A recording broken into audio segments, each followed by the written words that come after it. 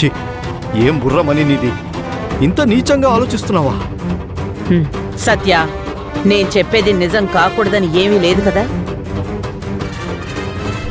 ఊరుకోమ్మా, ప్రతి దానికి మంజు మీద తోసేకు. మంజు అలాంటి చీప్ ట్రిక్స్ ప్లే చేయదు. తన గురించి నాకు బాగా తెలుసు. మంజు గురించి నాకు బాగా తెలుసు. తను డ్యూటీ చేస్తున్నప్పుడు మా మధ్య విభేదాలు ఏమైనా ఉండొచ్చేమో, కానీ భార్యాభర్తలుగా మా మధ్యన ఏ తేడాలు లేవు.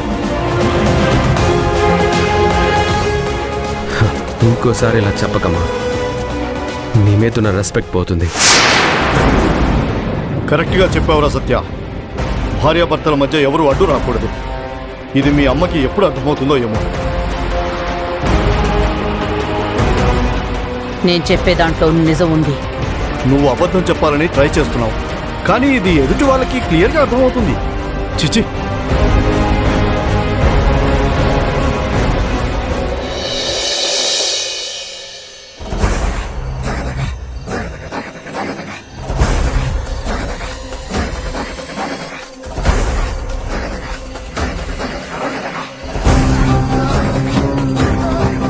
అన్నయ్య, క్రికెట్ కిట్స్, ప్లే సామాన్లు అందరికీ ఇచ్చేశాం. మరి ఆయిల్ ప్యాకెట్స్, సరుకులు ఇవి కూడా పంపిద్దాం అనుకున్నాం కదా. ఇంకా ఎందుకన్నా ఆలస్యం చేస్తున్నావు? ఇప్పుడు నా టెన్షన్ అంతా అదేనమ్మా.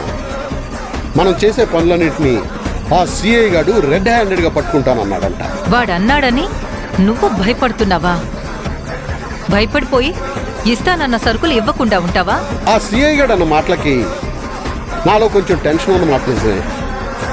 కానీ జనాలకి ఇస్తానన్నవి ఇవ్వకపోవడం చాలా ఘోరం, దారుణం. ఈ విషయాన్ని మనం కొంచెం సీరియస్గా తీసుకోవాలి.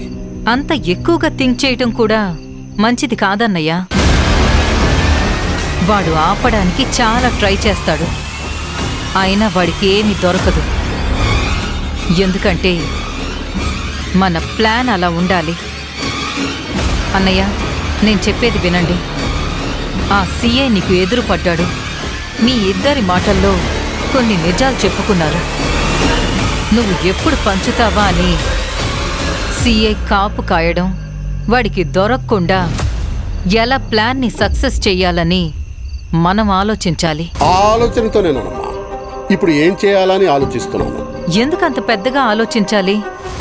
ఇదంత పెద్దదేం కాదు కదా. సరుకులు ఇవ్వడానికి సత్యాన్ని పంపించండి. సత్య దొరికిపోతే చాలా ప్రాబ్లం అవుతుందమ్మా. అసలు ఎలక్షన్ టైం, వాడు నా చేతి కింద కొంచెం తోడుగా ఉండాలి. అన్నయ్య, నువ్వు ఎవ్వరినీ గుడ్డిగా నమ్మకు. ఈరోజు సత్య ఉండొచ్చు, రేపు వెళ్ళిపోవచ్చు. మనం ఫీల్ అవ్వకూడదు. ఒకవేళ సత్య దొరికాడే అనుకో, మంజు సత్యాన్ని అసహ్యించుకుంటుంది. అప్పుడు సత్య, మంజు విడిపోతారు. మనం ఏదో ఒకటి చేసి సత్యని బయటకు తీసుకురావచ్చు.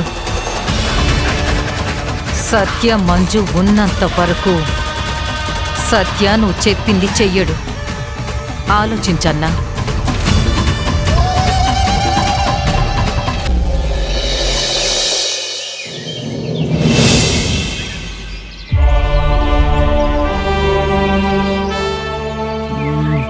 ఇంత లేట్ అయింది, ఇంకా రాలేదేంటి?